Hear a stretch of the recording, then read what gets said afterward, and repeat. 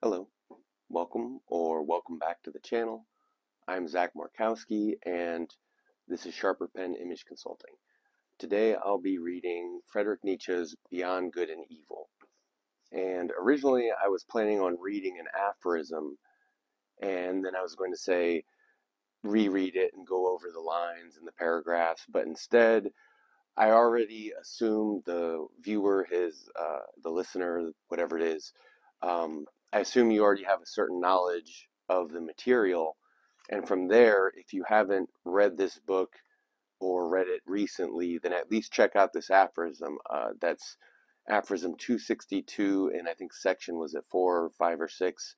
What is noble? Basically, the end of the book. But it goes. Instead, I'm just going to read it and discuss it as we go. So starting at the beginning, number 262 goes, a species arises. Remember, he's talking about men. He's talking about mankind, a species. A species arises. A type becomes fixed and strong, right? Types of men, not just general man or all men. Through protracted struggle against essentially constant unfavorable conditions, right? So difficulty breeds strength, is what he's saying. Conversely, one knows from the experience of breeders that species which receive plentiful nourishment and an excess of care and protection soon tend very strongly to produce variations of their type and are rich in marvels and monstrosities. Think of dogs, for instance, right? Look at what happened to the wolf. You could think of Chihuahuas, you could think of pugs, you can also think of Saint Bernards and Tibetan Mastiffs and Great Danes as well, right? Um, and Nietzsche notes of men, he puts in parentheses here, also in monstrous vices. Now, look for once at an aristocratic community. Venice, say, right? He's talking about the Renaissance. He's talking about Italy, classes, right? The revival of classicism, post-medieval Christian Europe. Venice, say, or an ancient Greek polis, is a voluntary or involuntary contrivance for the purpose of breeding. So, to Nietzsche, he's already saying civilization is a sort of simulation, and it's there for breeding purposes. Just as men do it to animals, men and women do it to themselves or one another, right? Selection and deselection. But let's keep going. There are human beings living together and thrown on their own resources who want their species to prevail, usually because they have to prevail or run the terrible risk of being exterminated. So he's talking about struggle. He's talking about life and death. He's talking about no small or irrelevant or um, something that, if you can imagine something that, oh, how could this be related to humanity or philosophy? He's talking about fundamental, not just existence, but survival over time and through time. Here, those favorable conditions, that excess, that protection which favors variations is lacking. The species needs itself as species, as something that can prevail and purchase durability in its continual struggle against its neighbors or against the oppressed in revolt or threatening revolt, precisely by virtue of its hardness, uniformity, simplicity of form.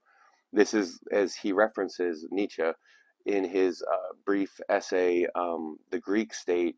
He talks about the struggle of the many against classes of drone-like individuals. See, to Nietzsche, individuals are a class. Then from there you further can say an individual of this class of individuals. These are the distinctions that Nietzsche makes, that it's not just that there's this homogeneous humanity, it's that you look at any culture in any given time and you can do the genealogy of morality, which is a genealogy of language, to see the values and ideals and future that the people were selecting and deselecting for, or at least attempting, because I was just thinking about this earlier. The most interesting thing, because he talks about it, creating monstrosities and marvels, this idea that if civilization is this experiment in breeding, then if watching an experiment changes the outcome, as is kind of said in physics, then participating in an experiment definitely changes the outcome. So it has the illusion of this uniform mass, but in reality, there's all these individual mutations happening in the human mind.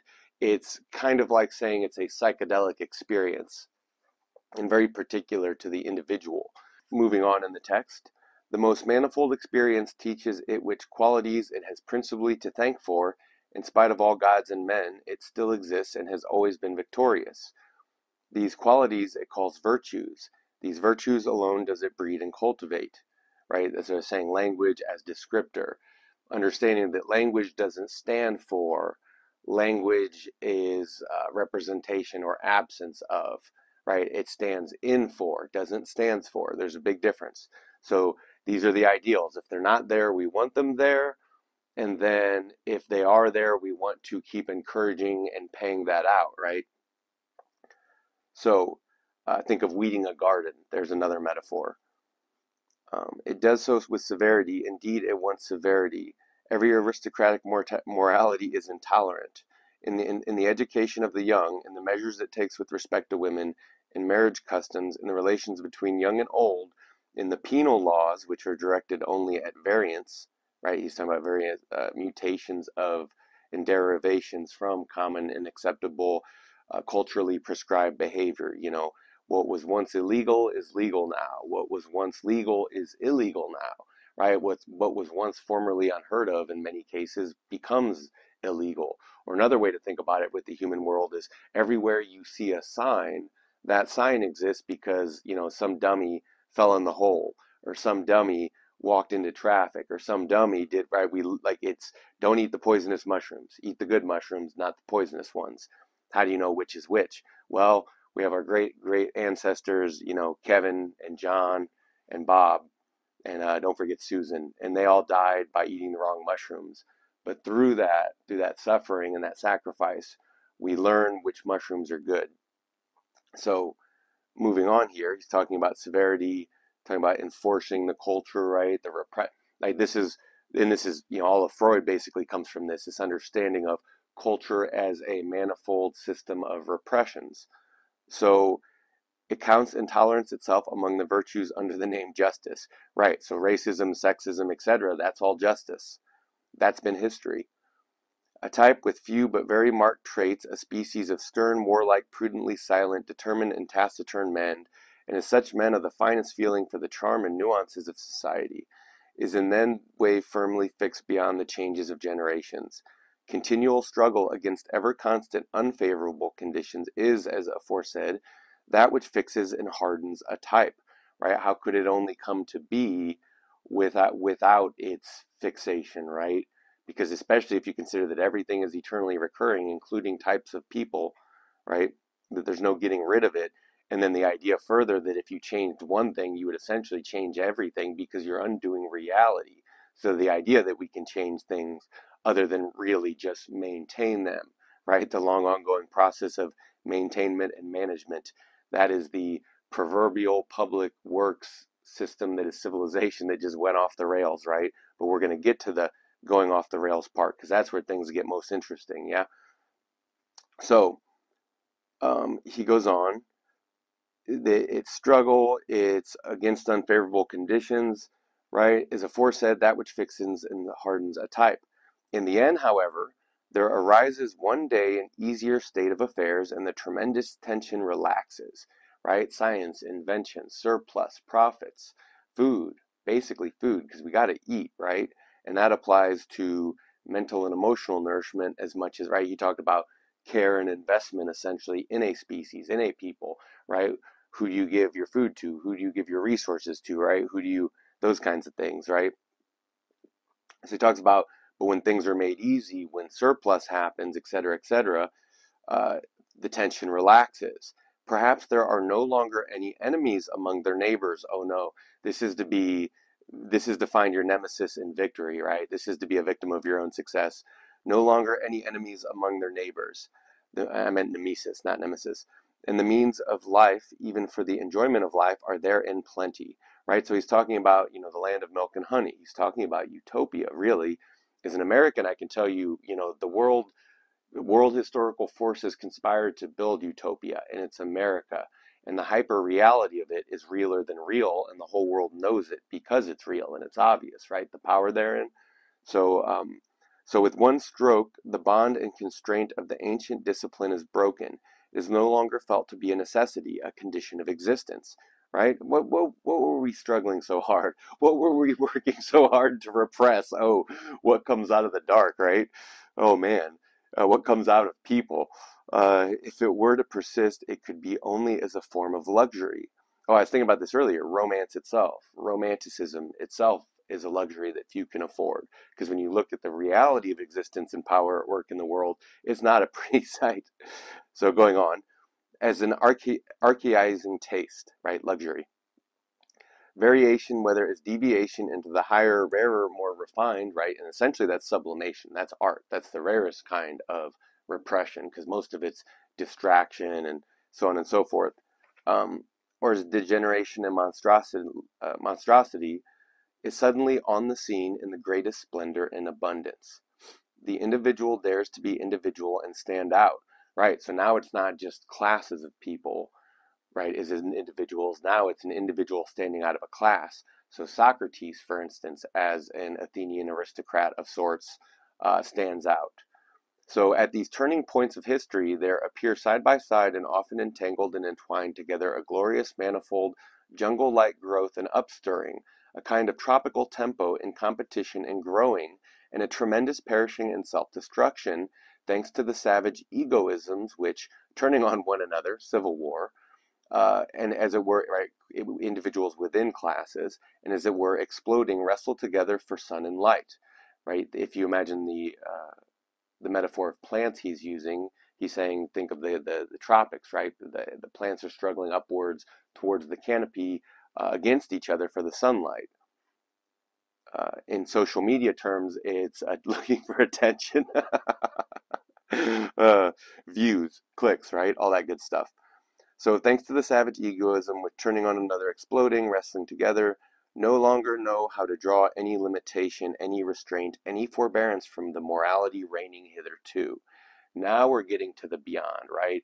The whole premise here, what I wanted to discuss while we're talking about it in relation to species and all these other things, I don't want you to get distracted from the fact that we're talking about morality and living beyond old moralities, as I don't know that I'm going to title the video just yet, but as the title will imply and kind of state, just what does this going over and under and beyond mean? Because Nietzsche puts them all together, that to live past the old morality is to see into abysses, is to stand out, is to bridge gaps, is to bridge over these abysses, is to exist with own one's hows and whys given, is to re to evaluate and reevaluate everything anew, of which when I said romanticism or any task therein, including something like a philosophical project of the evaluation of all values, does stand out as something that is not average. It is not normal. It's why what is average and normal shies away from everything that is Nietzsche, because you could read this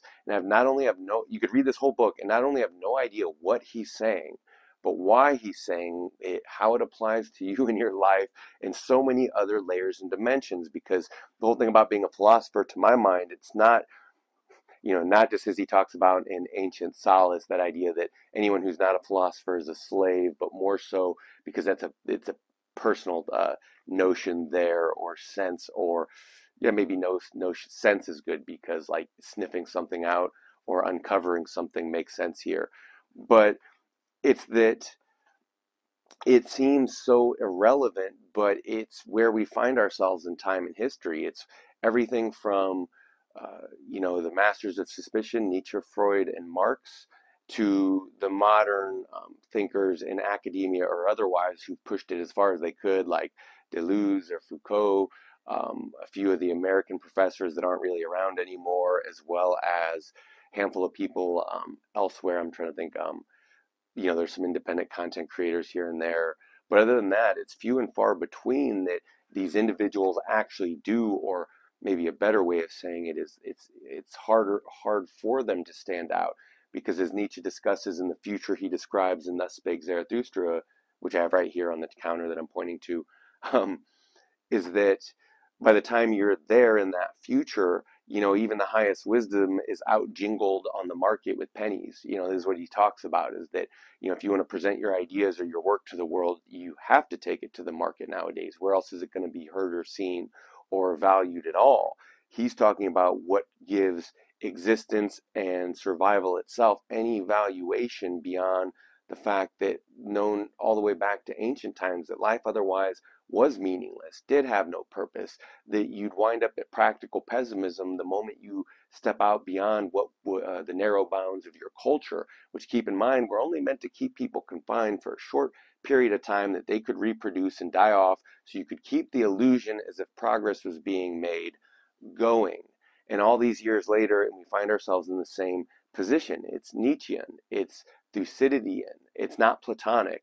Rather, the Platonic, it works well for the spectacle side of things. It works well for the messaging to and from the colony as social democracy was imposed on the world at sword point, which is basically an Italian bookkeeping slash linguistic and number system. By thereby inflating the values thereof, you can extract maximal resources from people. And I'm getting off into the deep end here, from where we went with these individuals standing out, right? Because it is these few thinkers who point these things out, or who appear as if some weird chimera or mutation, going, why is what this person's saying so contrary and different to what I've been told, to what I've been taught, to what everyone else says, to what I even see with my own eyes, and any discrepancies between the distance of what's said, what's known, what's felt, and not just the unknown, but the discrepancies of why and how people behave the way they do and say what they do, even when you can see they don't mean it or value it, or whatever the case may be. So it's natural that it would make a lot of confusion for modern people, in a world where, as American professor Rick Roderick said, uh, it's not just like, this isn't just the post-culture nihilism of Nietzsche's time where he flew to our time. This is the horror of Zarathustra's time, which was to say, this is nihilism, or no, this is even past there, right? I think we're a step past Zarathustra now. Even that's part of why he's still not understood, or understood well or thoroughly, is because nihilism realizes, going, it's not just a psychological state, it's a technological state. At this point, we're so dependent on technology and machines as individuals and a whole, that to turn them off would be to perish. And before you could even turn them off, someone would be fighting to keep them on. And before you could do that, rather, the machines will turn you off before you can turn them off. Before they can defend themselves, in the meantime, there are humans to enforce their survival. So, but I'm bringing it back around to our point of, what about when you reach these old points of morality, right? So we used to be different kinds of human beings. In modernity, in the electric world wide web, in modern civilization, the way this is all planned out, the way that supposed historic potential that was going to bring about some sort of change that wasn't merely apocalypse in the management of disaster, right? Because that wasn't the dream. The dream wasn't, oh, we're going to manage this disaster in perpetuity. No, the dream was for apocalypse originally, right? That the end times would eventually come. But then somewhere off in the matter of becoming well fed and rich was the idea of, no, we could keep this going forever. So back to the breeding of it, though, you get these hiccup points in history. And I think the modern times is no different than the last century, that we're actually basically right on time for these kind of eruptions that happened during, the early to mid 20th century, right, with World War I and World War II. And that's that those people at those places and time reached the end of the old morality. The Renaissance Enlightenment, I assure you, the goal wasn't genocide. That's not what they were envisioning in Venice necessarily, but that's what that enlightenment and selection and deselection and scientific process eventually led to, was nihilism, was the need of new mythology, was the lie of social democracy, once again in new format. Christianity ends, you get your two flavors, you get fascism, you get communism, right? You see how a whole culture then goes beyond its old morality. And that's what Nietzsche's about to get into. So let's do this. So the dangerous and uncanny point is reached where the grander, more manifold, more comprehensive life lives beyond the old morality. And think about capitalism itself, right? Think of, better yet, social democracy backed capitalism, i.e. Western capitalism, i.e. American, then therefore European capitalism, right? So going on here, outlived. The dangerous and uncanny point is reached where the grander, okay. The individual stands there, reduced to his own law-giving, to his own arts and stratagems for self-preservation, right? So the flood has happened. The individual is left to their own raft, right? This is what the West fought for. We fought for this kind of intellectual freedom, and it gave the individual the freedom in a desert, is what it is what certain people say about it, right? But if you look at the postmodern condition, that is it, the desert of the real. So self-enhancement, self-redemption, nothing but new whys and wherewithals, no longer any common formulas, misunderstanding and alliance with disrespect, decay, corruption, and with the highest desires horribly entangled together, right? That the one can't exist without the other. So if you like anything about existence, you have to take the morsels you love with the rest of the feast. This is the difference between paganism and Christianity, that says Christianity is basically the American version of religion and spirituality. It says, I want chicken nuggets and french fries all the time. And you say, no, but look, life gives us veggies and lemons for lemonade and all sorts of things at this feast, all sorts of delectables at this table, at this feast of life. But the whole nature of culture selection and deselection was to say, no, not this, no, not that. All these mutations, let's just pretend like they're not happening. Let's pretend they're not real. But then reality catches up, right? So, desires horribly tangled together, the genius of the race overflowing out of every cornucopia of good and bad, right? This is abundance. This is a good harvest. Bad and spring and autumn falling fatally together, full of novel charms and veils such as pertain to youthful, still unexhausted, still unwearied corruption. Ooh, I love it. Danger is again present, the mother of morality. Great danger. Only the time it comes from the individual, from neighbor and friend, civil war, from the street, from one's own child, begins to look like Orwell's world, right? From one's own heart, from the most personal and secret recesses of wish and will. What will the moral philosophers who come up in this new age now have to preach? Uh-oh. This is, and it's easy to think of modernity because modernity says, I exist and I promise nothing else but myself, and I have always existed and will exist forever because this is the state, this is the goal we were reaching for and aiming for, right? Material success and production made it possible.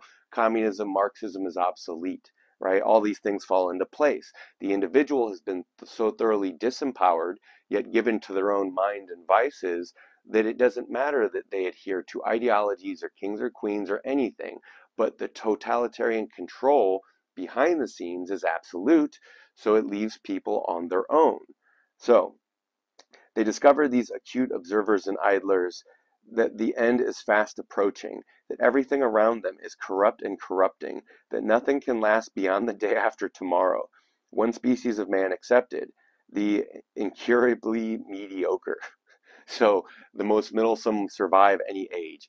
I did in a podcast that my friend Essential Salts, aka Keegan Kelton, hosted me on for the Nietzsche podcast once. We talked about Alan Watts' Age of Insecurity, and in that podcast we came to the conclusion, basically, or one of many conclusions along the way, which was to say that it turns out civilization isn't for the good or the just or the moral.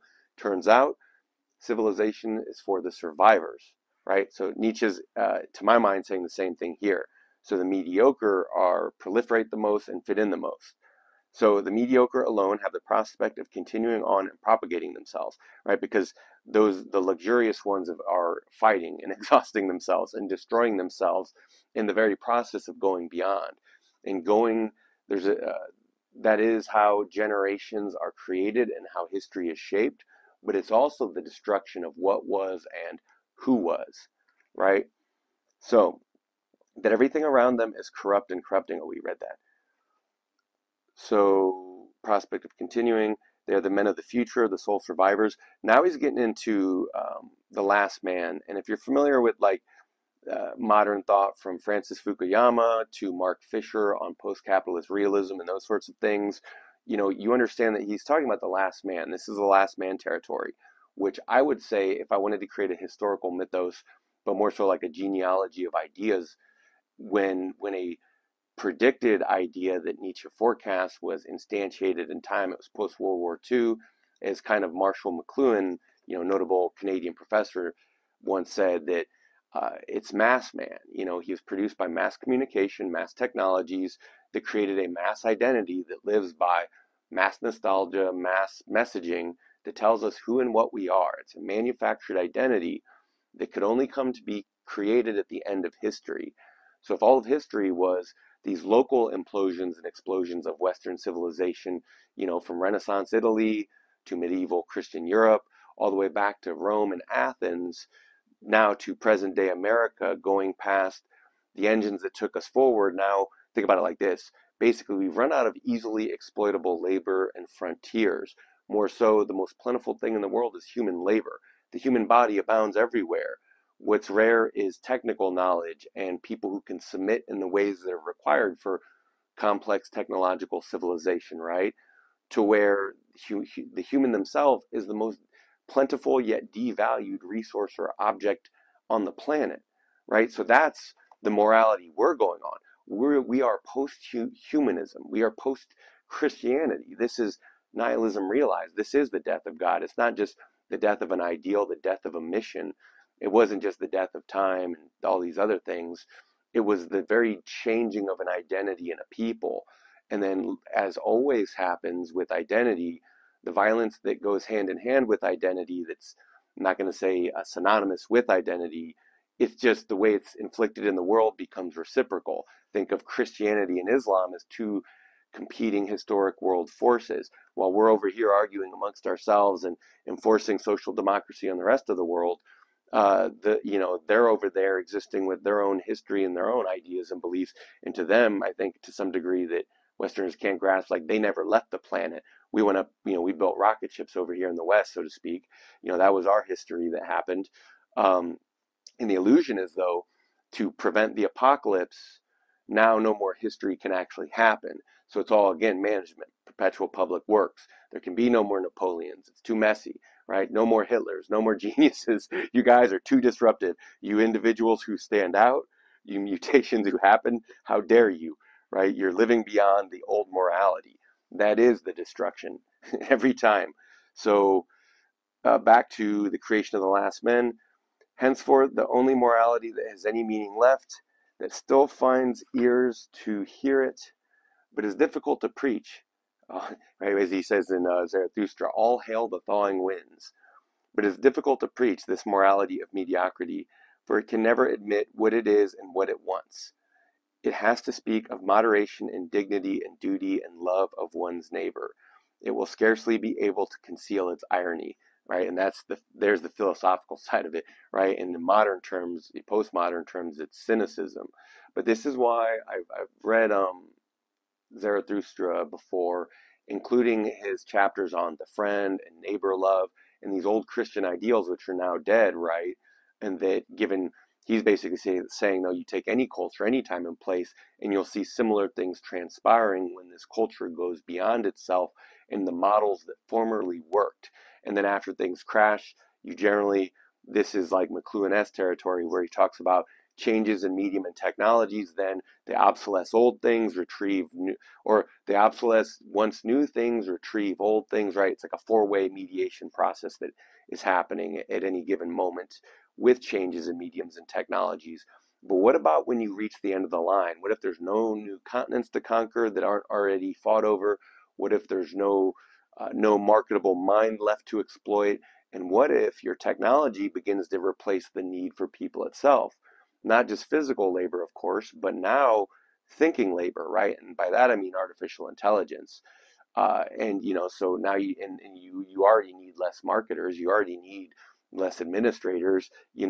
Technically we could have been working from home decades ago, but then you realize, oh, if we worked from home with the invention of the internet in the 90s as an example, what would that have done to the real estate business? What would that have done to office supply businesses, right? Those things just don't compute, really. So you see, and then from there, we became a service-based industry and an imaginary product-based industry. I've talked about this before, that we went from owning physical goods to digital goods, and now it's an expanding wardrobe of just fake things. And now we've even, you can say, how far can we go to the end of the ropes there? And the answer is, everyone will find out whether we like it or not. Whether people are ever honest about it or can be honest about it, well, you can understand due to where their pay comes from and who they associate with and why people's hands are tied, right? Everyone, that's the rigidness of culture. That is the repression that, hey, for us to even have this, we have to maintain the front. We have to do what's right. We have to go to work in the morning. Doesn't matter if the world's ending, there's always work to be done, right? And that's what it's been. And that's Nietzsche's criticism, is that the world could be ending and that the mediocre type would just be thinking about the most mundane things rather than pondering over perhaps, what was the value and meaning of humanity at all then? As I've said, they've already become the most numerous, devalued, and worthless object on the planet. And through technological production and limitations and possibilities of capital, have been proven so to be useless, purposeless, pointless, um, and are told and reinforced as such. I'm not trying to make anyone out to be a victim, to be clear here, because everyone, to by that reasoning, in any way, everyone's a victim of culture and programming and language and their own good ideas and their own bad ideas. So all credit to the individual and the culture that programs them, right? Let's not mistake that the going beyond could only be produced and linked to, so again, if anyone likes one single thing about modern existence, from electricity to the internet to books, like all these modern technologies, it took the whole of it to create the whole of it, right? Like the all of it is the all of it. So there's no, again, back to the idea, no, you can't just have chicken nuggets and French fries all the time. While once there was rigid discipline in enforcing only chicken nuggets and French fries, we see now that there's no constraining the fact that people are different with different needs the world over. So it's natural that you will be met with resistance and war within cultures and without cultures. And this is the cycle of history. The illusion is that we stopped it with modernity. And this is what I said earlier, right? That there can be no more history. We're managing the apocalypse at the moment, right? We're not letting history end. We couldn't let that happen. What would come after, right? This is back to like capitalist realism, post-capitalist realism, right? The idea that it's easier to imagine the end of time than the end of Western civilization, because Western civilization means capitalism. It means the production. It means the spectacle. It means seemingly, it means building and maintaining the utopia, really. Um, anyway, there's a few more aphorisms in here where I think he really does get into who he's describing without naming him, the last man, where he talks about the mediocre. Um, I'm trying to remember which aphorism it is. One can only truly respect only him who does not look out for himself. Goethe Tarach Schlosser.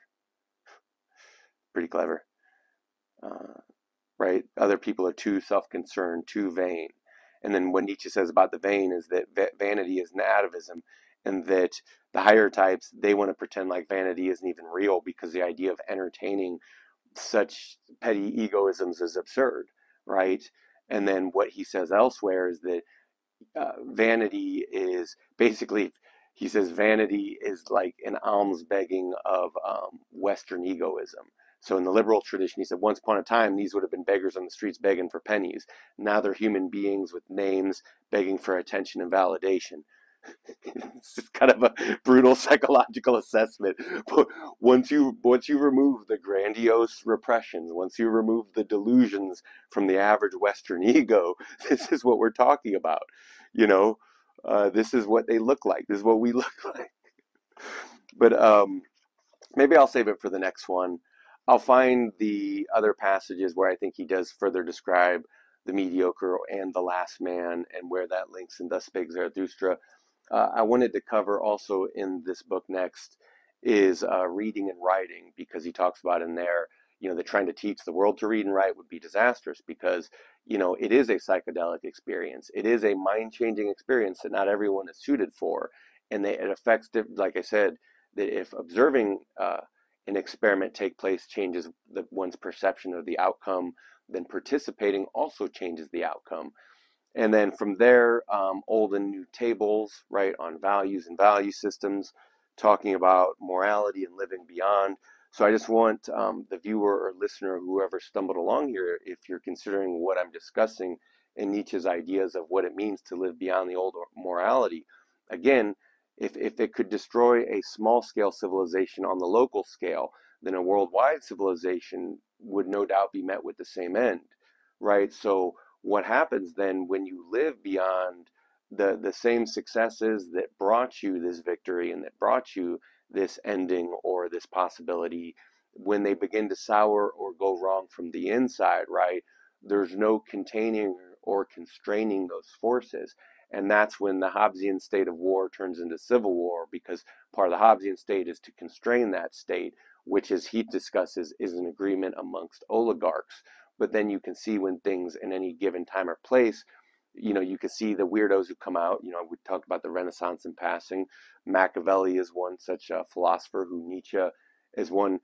Machiavelli is one who stripped the mask himself, right? In spite of what good company and polite society would say thereof, and says so to this day, right? That these illusions are persistent, that they're strong, that the death of God has to go in reality. In Western civilization, the death of God, we pretend it never happened. The news pretends it never happened. Everywhere, almost everywhere, everyone has to pretend like it never happened. Where they're not pretending like it's never happened, there's some bumbler or stumbler who came along, some knowledge that was beyond his ken, and now he's marketing it, right? Now he's getting rich off it. Now he's found some niche that he's going to exploit, or he came up with some idea that he doesn't realize actually belongs to someone else before him, and he's selling it as his own. This is what genealogy of morality, values, language, and concepts and ideas themselves. Even like Nietzsche, talking about Nietzsche, there were several German writers and philosophers and idealists and others who spoke of the Superman before him. So it's not like even that idea is new. And then even that idea of a post-history, end of the line. So many of Nietzsche's ideas are formed right after Hegel. They're post-Hegel, and it's such an infinite expanse with nothing beyond it, that all our modern philosophy, all of modernity, slots into Nietzsche as a philosophy of what Nietzsche described as a higher history, right? Because now we've lived beyond the old morality. But modernity says basically the stuff we've constructed can't die. The reality of the real world, the civilized world where people work and live and play, right? Like that world also says it can't die. But we see that in any case, in any culture, when those same engines that then take you forward can then take you no further, but they've created great excess, inevitable results happen. So I think we're right on time in history. I think any for all my contemporary thinkers and philosophers and other people who keep digging into this stuff, don't if you take it too seriously, you wind up like David Foster Wallace, you wind up like Mark Fisher, you wind up I'm not going to say you necessarily lose your mind too, and I'm not going to say that's what happened to Nietzsche, but I mean, like, if you take it seriously, it's bad for your health, right? If you take humanity seriously and human wellness and value seriously, it's bad for your health, right?